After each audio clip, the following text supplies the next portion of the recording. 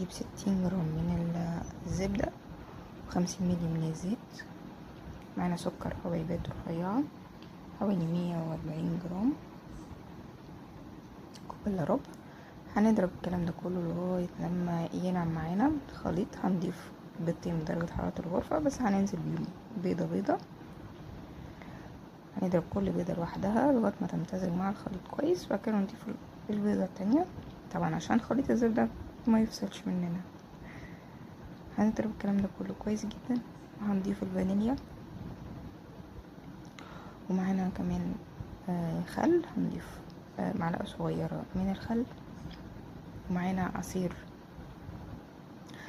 ليمونة هنضيفها.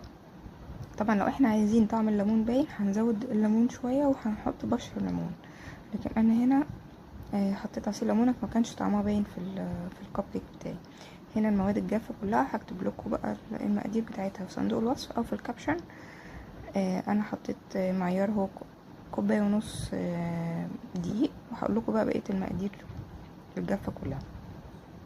طبعا بننخلهم جزء جزء، يعني انا خلت اول جزء وحطيت بعد كده الزبادي، كوبايه من الزبادي، بعد كده الجزء التاني اهو انا خلته وهضربه ضربه خفيفه. يعني احنا